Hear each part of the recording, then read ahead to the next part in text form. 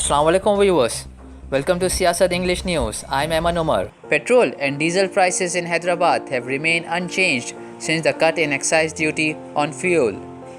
The prices of petrol and diesel in Hyderabad are 108 rupees 20 paisa and 94 rupees 62 paisa respectively. The fuel rate remained unchanged even in other metro cities as well. Since 1st of January, petrol and diesel prices have risen by more than 26 rupees a litre before the duty cuts. The excise duty cut by the centre was the first such exercise since the onset of COVID-19 pandemic. In fact, the government had revised excise duty on petrol and diesel sharply in March and again in May last year to mobilize additional resources for COVID relief measures.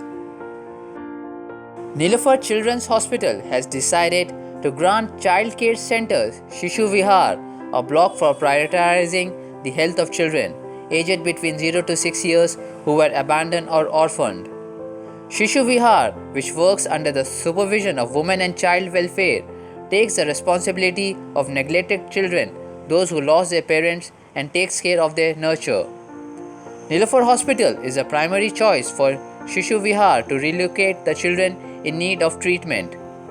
Any child that is found abandoned on the roads is sent to the state-run hospital.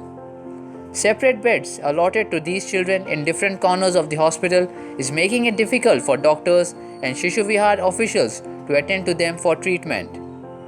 Keeping this in view, a proposal was sent to the Ministry of Women and Child Development by the authorities of Nilafar and Shishu Vihar, which was willingly accepted. The Telangana Minority Welfare Minister K. Ishwar held a high-level meeting to review the performance of the schools and junior colleges run under the Telangana Minorities Residential Education Institution Society. The meeting was attended by the advisor of the Minority Welfare A.K. Khan, Secretary of the Minority Welfare Department Ahmad Nadeem, and the Secretary of the Association Shafiullah and others. Addressing the meeting, the minister directed the officials to pay special attention to improve the standards of minorities' residential educational institutions in the state. The minister said that in order to impart the standard education to the minorities, the Chief Minister K. Chandrasekhar Rao had set up 204 residential schools throughout the state, which is unprecedented and a unique scheme in the country. The medium of instruction in these schools is English, where in addition to providing nutritious food, a value-based education is being arranged for the students.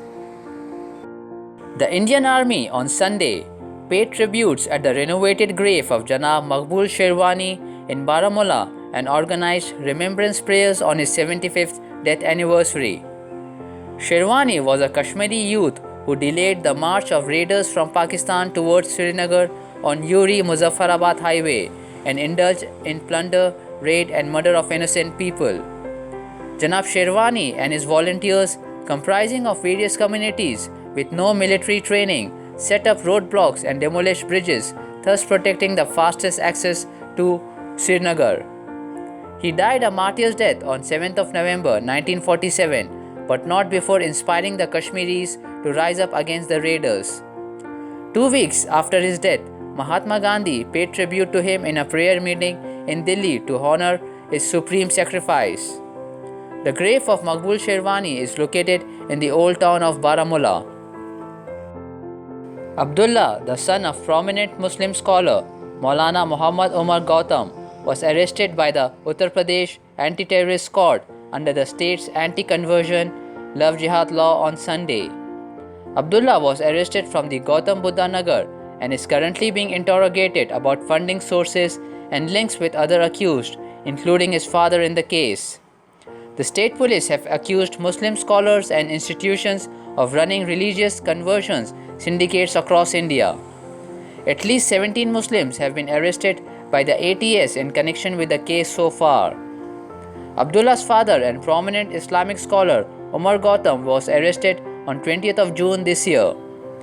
Many, including opposition parties, rights activists, Muslim leaders, and international rights watchdogs, have been raising concerns about the new Uttar Pradesh Prohibition of Unlawful Conversion of Religion Ordinance 2020, calling it a blot on an individual's civil liberties and fundamental rights.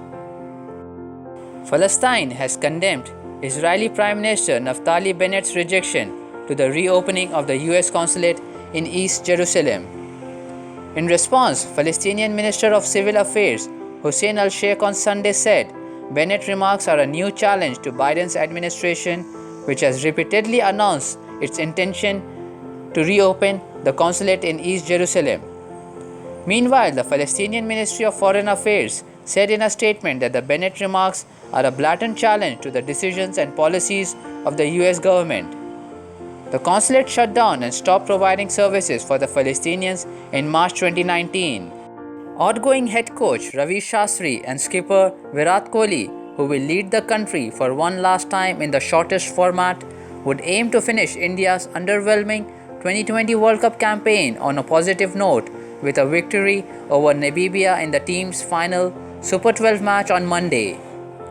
Yesterday evening, New Zealand hit the winning runs against Afghanistan, much to the disappointment of the Indian fans who were hoping against hope that a miracle will happen under the blazing afternoon sun at the Sheikh Zayed Stadium in Abu Dhabi.